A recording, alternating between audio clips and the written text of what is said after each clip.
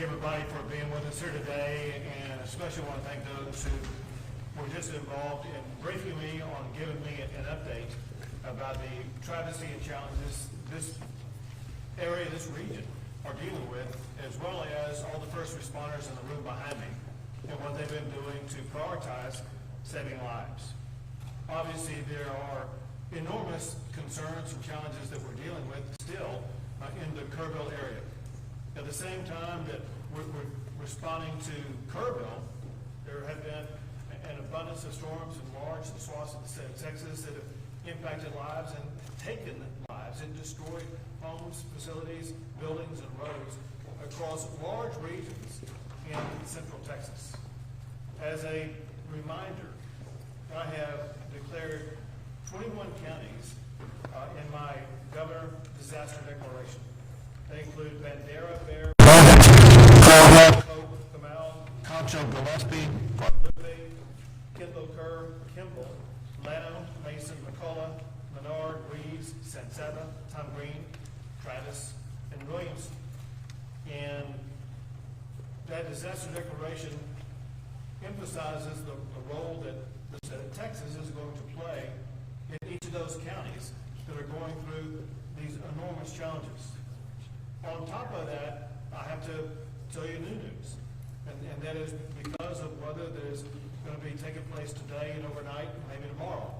There are additional communities that need to be aware they're going to be facing challenges of their own.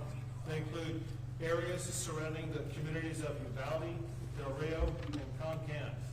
And the state is already deploying resources in those regions to help them get prepared. We'll be working with local officials in those regions just as we have in these other regions. And in those regions, as well as in Travis and Williamson County, as well as in Kerr County, job number one is always saving lives, protecting lives, and finding those who have lost their lives.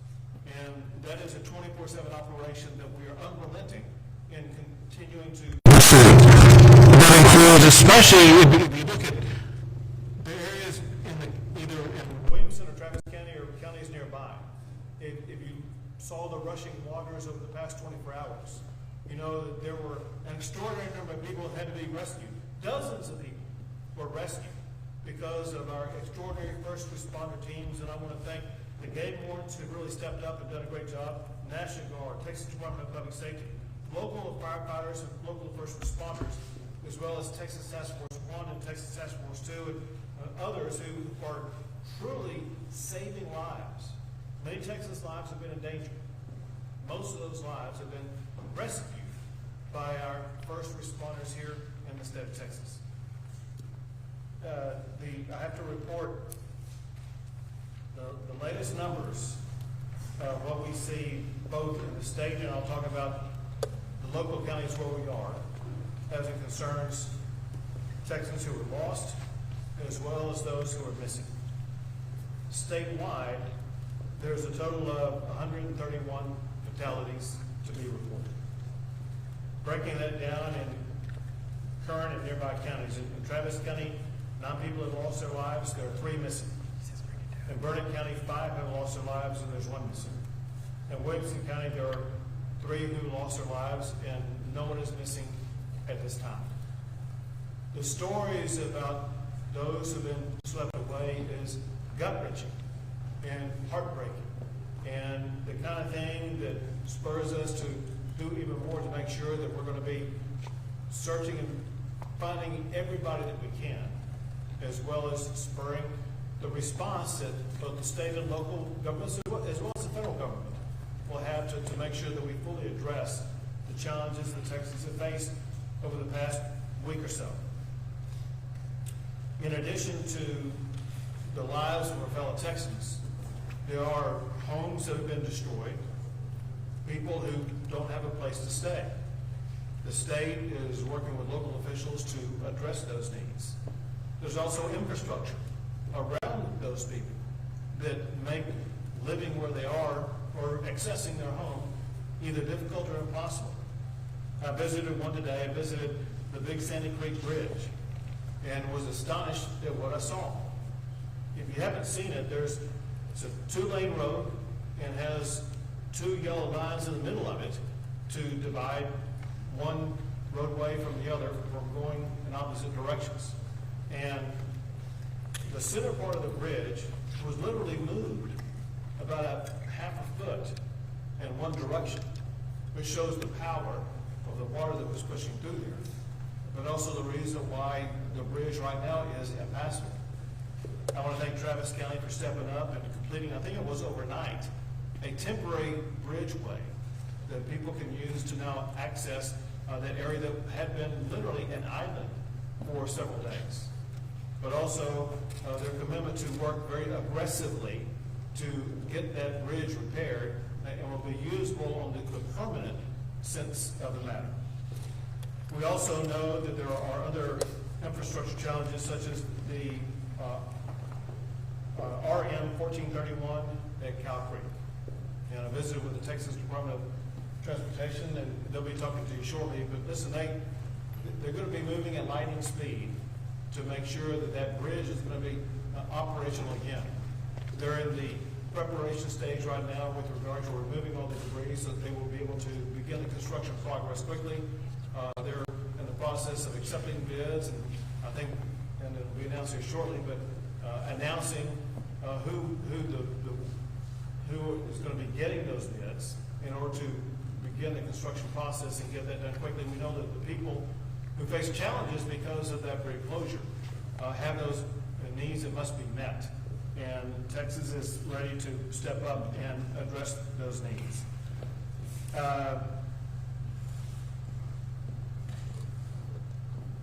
Let me just add this. All of America has their eyes on what's going on in Texas. And Americans are praying, caring for, and helping our state so much. It's just unbelievable.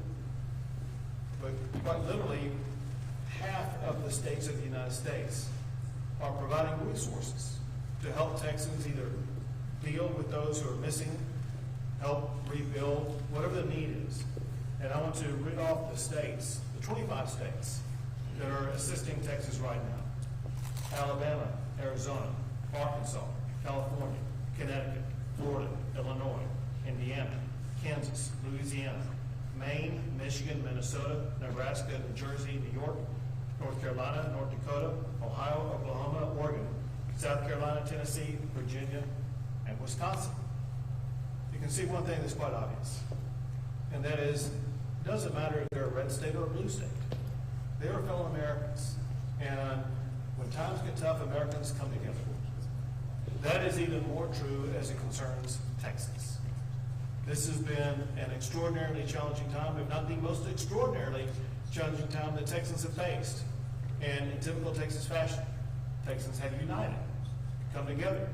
And as I was visiting the Big Sandy Creek Bridge area, there was a young man who lived in what had been a marooned area. And he said, you know, at times like this, we are community. And everybody comes together and supports each other. And that's exactly what I see across the entire state.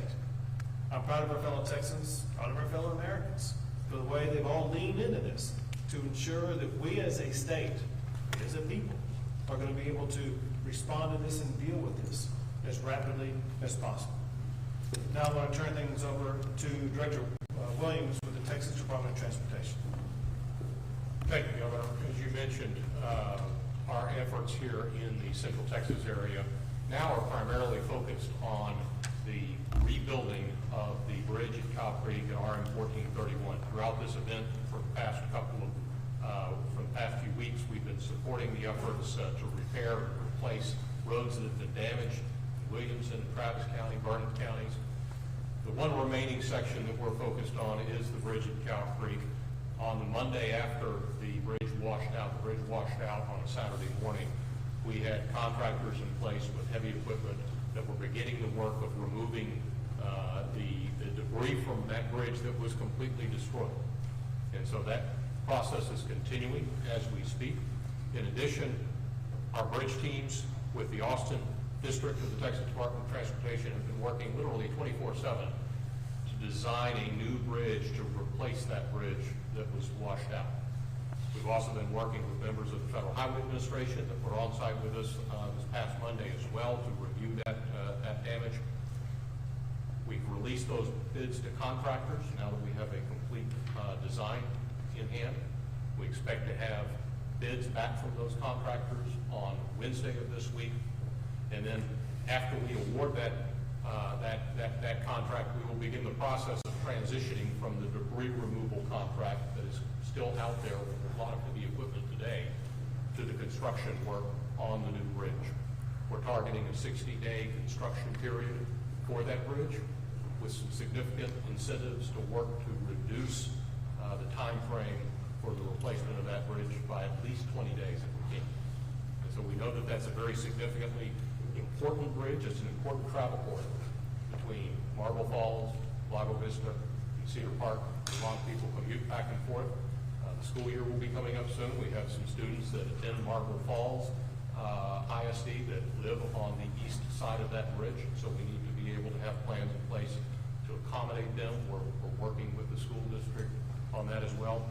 Overall, though, we've made some significant progress statewide. We're continuing, Governor, as you know, to work in the Kerrville Hunt area on State Highway 39 and Ranch Road 1340 to repair and replace the bridges and the roads that were damaged there. We did, as you also spoke about, experience some flooding and some additional damage just in the past couple of days. And we had road impacts. We had 49 roads that were impacted. Over the past 24 hours, 37 of those were closed due to high water, and some of those were damaged. But we're going to be able to get those turned around and replaced and repaired relatively quickly, and hopefully the water will go down and we'll get a break from the rain. So thank you for the briefing. Thank you very much. Now, Lieutenant Colonel Baker. Thank you, Governor. Ben Baker, Lieutenant Colonel, Texas Game Wardens. Before I get into a search and recovery efforts and Texas Game Wardens respond to this historic tragedy of series of events in the Central Texas and in Kerr County, I'd like to just remind everybody that all of these efforts and all through this tragedy, Texas comes together under Governor Abbott's strong leadership, under Texas Department of Emergency Management, Department of Public Safety, all of our local first responders, all of our local EMS, all of our local volunteers, and everybody who is in Texas who comes together in such a tragic time and unites to help the people of Texas. Texas Game Wardens, as of July 3rd, through the State Operations Center, were set up and poised in anticipation of a flooding event. Through the calls coming in late and early July 4th, Texas Game Wardens were deployed to Kerr County. Since then, around 300 game wardens have deployed in the Kerr County and surrounding areas in anticipation of other flooding occurring in Central Texas. We were able to strategically stage through the Texas Division of Emergency Management several swiftwater assets in Central Texas out of the Kerr County area, just in case this flooding grew a little more widespread. Unfortunately, it did grow a little more widespread, and we started conducting rescue operations not only through our swiftwater technicians, but our aviation, multiple canine searches, and through our drone team. Through those, we were able to successfully rescue several individuals and multiple evacuations. We currently have, through Texas Task Force 1, wardens embedded in multiple search groups, searching Cal and Sandy Creek, looking for the remaining victims of this terrible tragedy.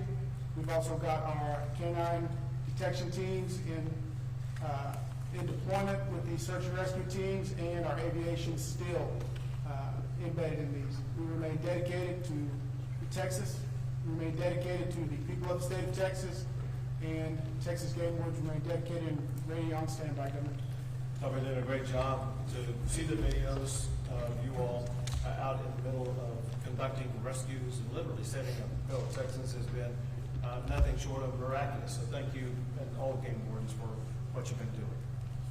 Now the Travis County ESD Assistant Chief White.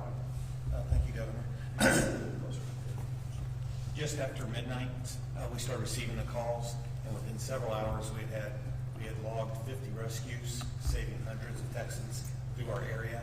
And this was noted and supported by our mutual aid and automatic aid partners throughout Travis County.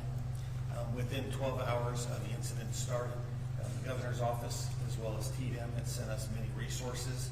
We supported our operations and was able to have us start setting up command structure a little bit more enhanced to start helping others.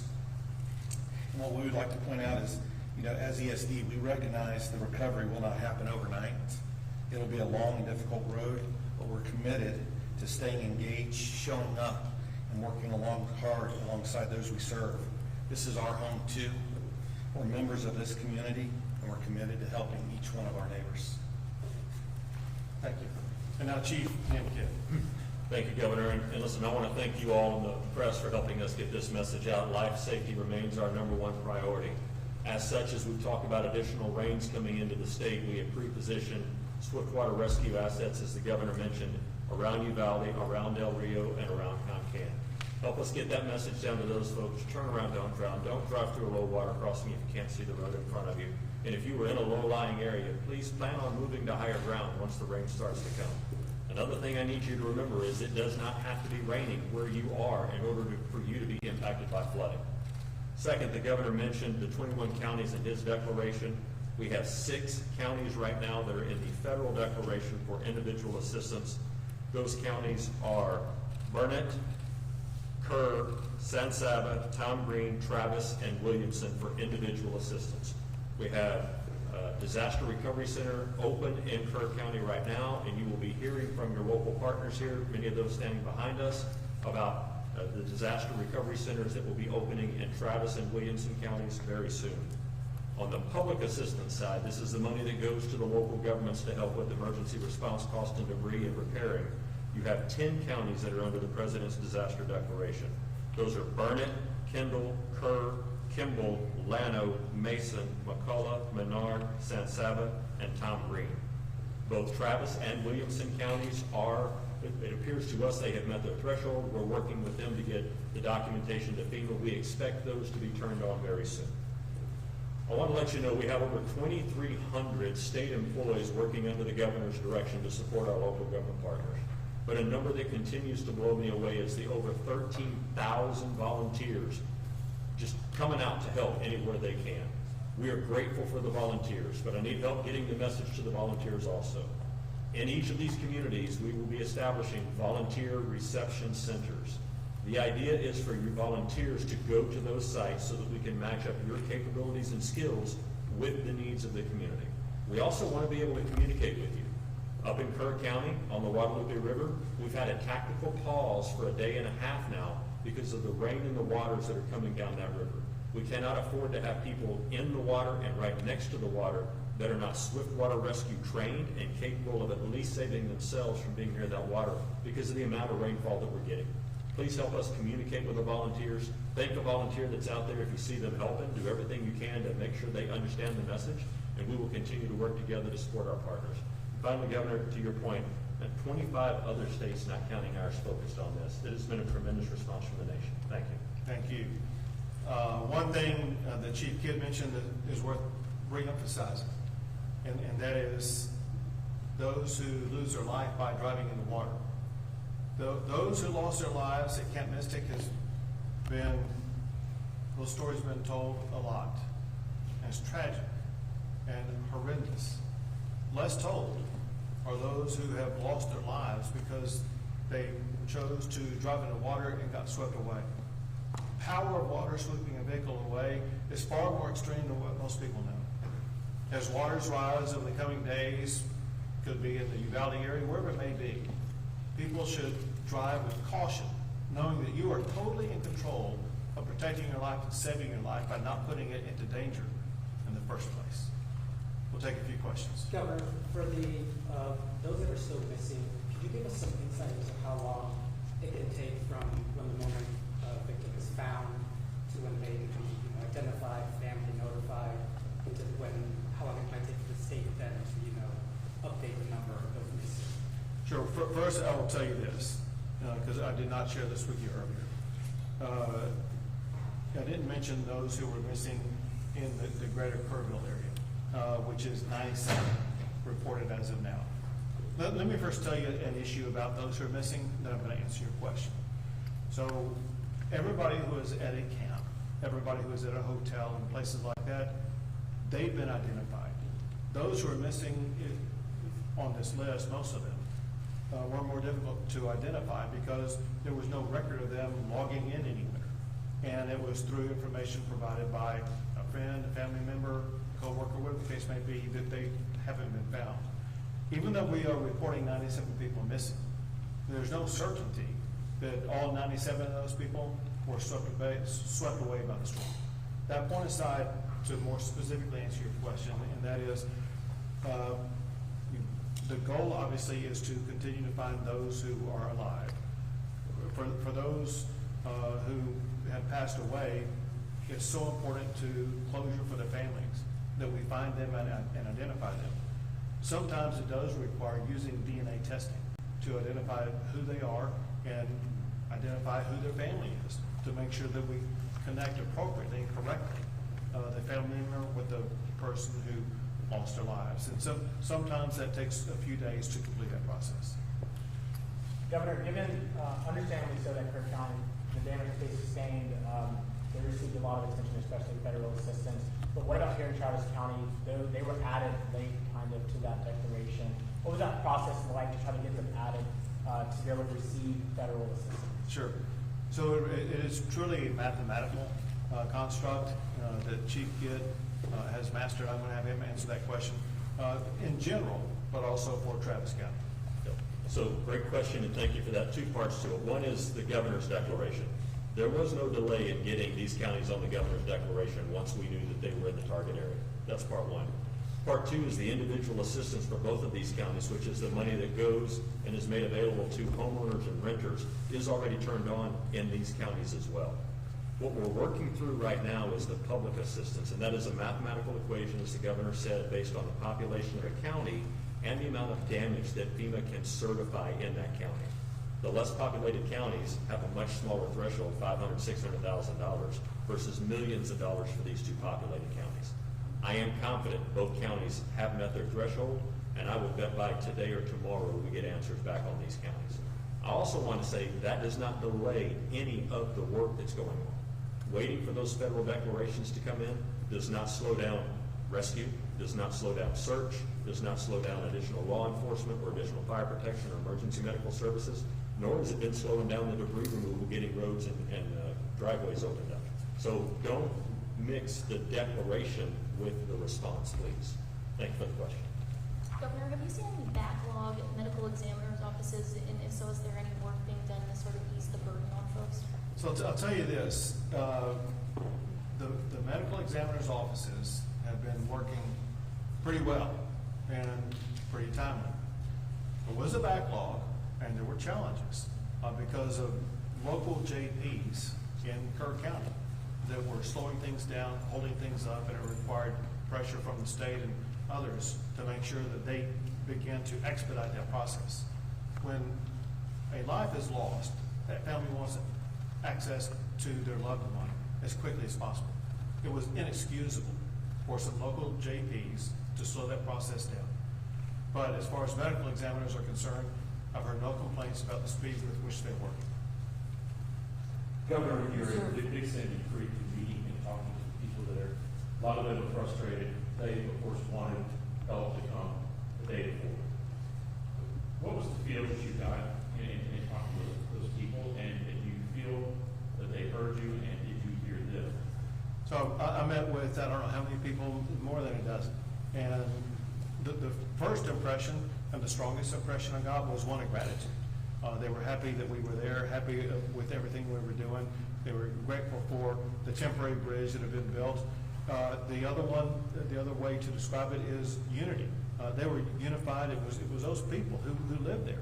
They came up and said, listen, we're a community. We're Texas strong. We're hanging together. And they're neighbor helping neighbor.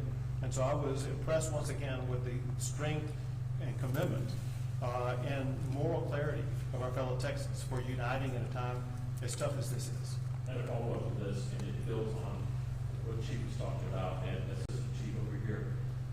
The response from other states has been amazing. We've got teams that are now picking up the load, letting the local guys get back to the basic service. And it's not necessarily basic, it's still important service. How important is having this heavy lifting going on from all these other states. So these guys here, Travis County ESD one being one of them, getting back to basic services. Everything all these other states is doing is extremely important. If I could say that one was more important than another, it would be what they were all doing in search and rescue operations. As Chief Kidd noted, our number one goal is protecting lives and finding lives. When I was at Big Sandy Creek, I met with search and rescue teams from Florida who were there in the water, working all day long to locate anybody they can find. That requires heavy volume. It requires manpower, walking every inch of it could be a creek, a river, whatever the case may be, to ensure that they are scouring every inch of earth in the state of Texas where a body could be found. And is benefited or aided by search dogs. And whenever we've had dog teams that have flown in from other states across the entire country. And so the response that we've been able to provide, especially as it concerns search and rescue operations, has been magnified many times over because of these teams who have stepped in from other states and given us the extra manpower as well as other resources to make sure we're better capable and quicker at taking on that task. Governor, do you have the current number of how many are missing in Kerr County? It was reported earlier that it was around 160 people, and you said that 97 were missing in the greater Kerrville area. Do you have a current number in regards to how many are missing in the county? Yeah, I'm going to give you the number. So the number I read to you was given to me by Chief Nim Kidd, and he was on the phone before we came in here, and I'll let him explain this number. Thank you. So the number that we got from the Texas Department of Public Safety is 97 missing from the Guadalupe River flooding. That does not count the numbers that the governor read to you from the 3 counties that were here earlier. I think that'll put the total statewide at about 101 total, if I have that right. What he means by Guadalupe River, there's most of those are in Kerr County. I think there has been some in Kendall County. Governor, you serve on President Trump's FEMA Review Council. How has this experience shaped your views on the future of FEMA should it be phased out? So one thing I think most, let's say governors, most state officials, as well as the federal government could agree upon, and that is we needed improvements in FEMA. And it needed to be what I call right size, so that it would be more nimble, quicker in the response, but also understanding that it's the locals who know what is best in responding to a disaster. And local is defined by these local communities, whether it be Leander or Travis County or Williamson County, whatever the case may be. They're the ones on the ground, and they know their communities far better than anybody else, and they know how to respond to their communities. And it's the state and federal government that work to provide them the additional resources they need to accomplish their goal. Here's the point. But by working on the reforms that we will work with FEMA and with the presidential team on, we're going to work to find ways to streamline the process, cut through all the red tape, to ensure that even when we do that, the monetary resources that we are receiving now that are much needed for things like having the emergency first responders or debris removal or search and rescue operations, those will still be funded, but we will have the ability to do it a whole lot faster, a whole lot quicker without waiting around for the federal government. Last question. Governor, with all due respect, I never hear from the flooding, but I did want to ask separately. Over the weekend, Secretary Christine said that she's in talk with 5 GOP-led states to have state detention facilities for immigration purposes. I want to ask if Texas is in conversations will or assist the federal government with immigration detention skyrocket. So I haven't had a direct conversation with her. I do know that Texas has offered detention facilities. I've signed what's called a 287G law that was passed in the session that requires local jails to work with Homeland Security. Listen, we want to do everything we can to make sure that those who are here legally are allowed to remain legally. Those who are here illegally, they'll be turned over to ICE. Would there be some? That's it. Thank you. Thank you, guys.